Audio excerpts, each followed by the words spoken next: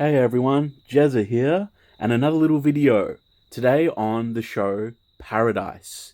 And we're going to talk about the finale. I'm not going to do a recap of everything. This will have spoilers in it, because I'm going to spoil the ending, and we're going to talk about the ending. But yeah, I just wanted to start off by saying, I didn't. There's not too much going on with TV right now that I'm interested in. There's some people who are watching Severance. Severance bores me. Yeah, there's just not too much that I'm excited for. And then I heard of Paradise, and I was like, I had some time to kill, and I was like, I may as well watch it. I knew nothing about it. I just went to Tortuga and got my hands on it and started watching it. And I'll be honest, the first bits of Paradise uh, didn't quite get me, and it kind of bored me.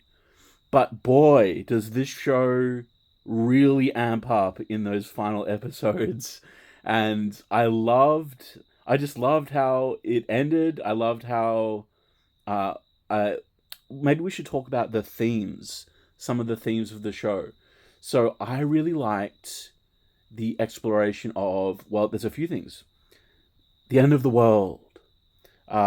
Seeing that episode 6, I think it was, the last episodes, the episode with the wave, with what happens in Antarctica, the volcano, very scary. It actually did affect me in a way. It really scared me about. I'm not one of those people to often think about the world ending. I kind of think that will never happen, but it could, and it sort of um it sort of hit me with that. I was like, oh, and that, we're hearing all these things about asteroids and comets hitting the Earth in 10 years, whatever. Uh, yeah, it just kind of it was scary. It was scary, especially seeing that news reporter woman on the top of that big building, and then the sonic booms come in, and the wave comes in, and it just wipes out everyone, and it's scary and it's freaky. And what scares me more is everyone who was in the White House watching that footage and their reactions. They were so full of dread and like, oh, this is it. Yeah, really scary. I liked the theme of that. It got me. Usually I'm not scared about end of the world stuff, but this one got me. And it's quite clever as well. A caldera in Antarctica. Yeah, sure, that would displace so much water, and it would just, like that guy in the show says, he's like, it'll stop when it's done. It'll just go to the North Pole and reverberate back down to the South, and just keep on going until it Newtonianly dies down. And yeah, that it's just it was a really cool idea. And then to compound that, the immediate land sieges by powerful countries, and which led to the nuclear exchange. And it's like how Sinatra says in all our models, the caldera blowing up in Antarctica led to the same thing, nuclear war. Uh, this makes me think of. I just want to talk about Cal Bradford. I've got a character guide up and I'm looking at, and I would show some screenshots and stuff, but I'm worried about copyright and stuff, so it's just going to be my face, and we'll just talk about it. But Cal, played by James Marsden, who did a fantastic job. I've known him from what was he in? Some superhero? Was he Superman once? Um, anyway, you guys know him, James Marsden. Yeah, he's a good actor, and he's really good in this, and he plays this role perfectly. Uh, at first, he's killed off at the start, and you're like, oh, okay, whatever. But then through those flashbacks, that's what I liked. I liked the flashbacks, seeing how everything unraveled and, well, not unraveled, came together in the end of the show with using the aid of flashbacks. I know George R. R. Martin doesn't like flashbacks and stuff. I do, and with the story that I'm writing, I do have flashbacks, because I think they're cool and I think they can be done well. So I liked the flashbacks. I was just talking about Cal. He I like more themes. I like the themes of responsibility.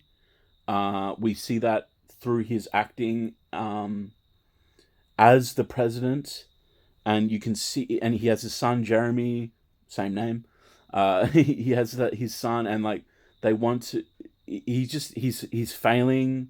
He doesn't have his father's approval, and his father says something like, "You've never done anything without me giving it to you," and that crushes him. And it's funny because in the show, in a sort of Game of Thronesian way, the father was proud of Cal, but he said it to Jeremy because he's old and he couldn't tell. And I find that tragic, sort of Shakespearean Romeo and Juliet tragic thing, where there is no resolution for Cal, even though there could have been with his dad, but it got lost in translation, and Chinese whispers got lost, and there'll never be a resolution for him in that way.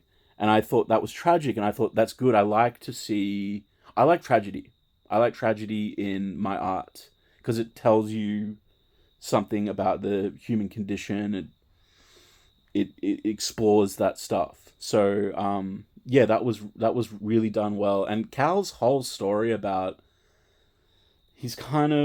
he wants to do good. He does, and that's why he films the live video of telling the people of the world and America what is really happening. And even though that sends everyone into a panic and whatever, he still is like, we have to give him a chance. So his morals, he has a set of morals, but he also is a fuck up in other ways. He drinks, he smokes, he's gotten himself into some trouble, but he has these strong morals. And just through James Marsden's acting, especially in those flashbacks of when he's on the day when everything's happening, when Antarctica blows up, and that's the episode title is called The Day.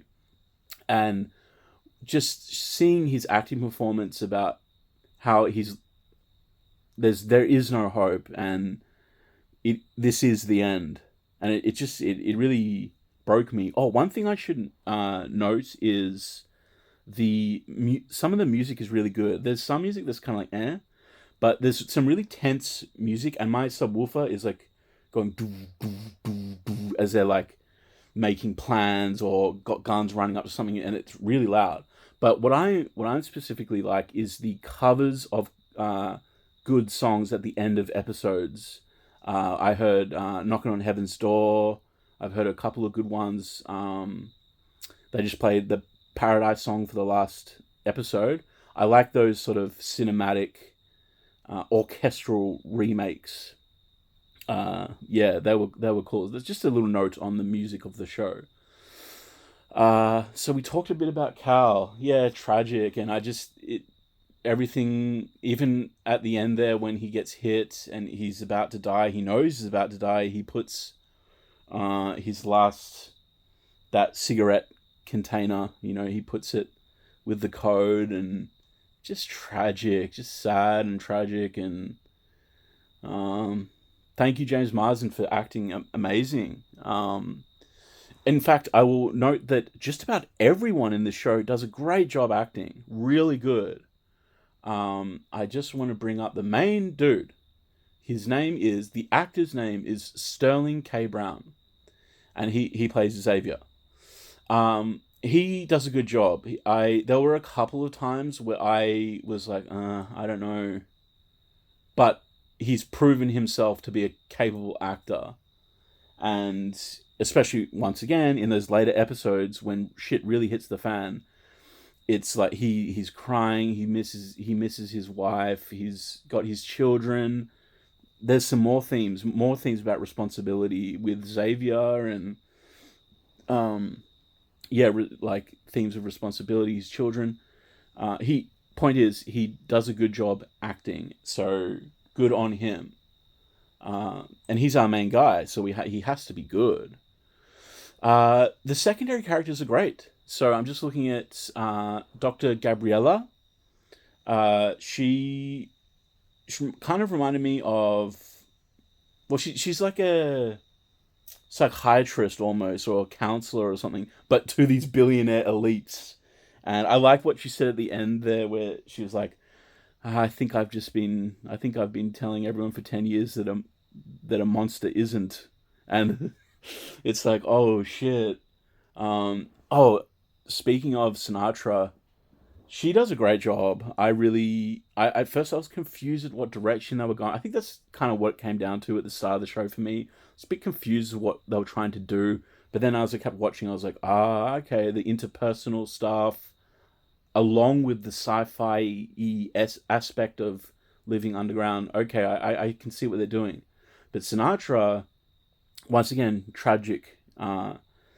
I liked the duality of how she says that I'm a mother, I'm a wife, I'm a mother, and that's what drives me, and that is sort of her excuse to do terrible things. But I'm also empathetic as to why she does that stuff. She lost her son. They do it in a really clever way in the show. She lost her son. She's gone through that and can never let that happen to her daughter. She will rip the world apart before letting that happen to her daughter, letting that happen again.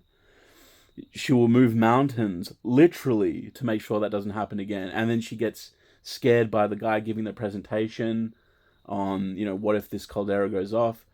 Yeah, they do it in a clever way, and she's justified in what she wants to do, even though standing outward, looking at her, she's evil and there's no redeeming. Well, she had to do what she had to do, and that is good storytelling. That's good sympathy for the devil kind of thing. So good job, Sinatra. That's her code name, but her actual name is Samantha.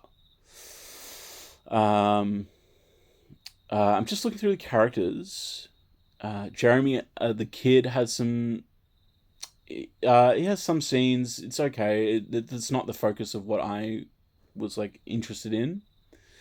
Oh, Trent the librarian. That whole reveal that really got me. In a good way. I think it was done well. I like how they had all these secondary characters who play a big role at the end in a surprise, kind of a twist, an M. Night Shyamalan twist. Good. I like the librarian thing. He was justified too.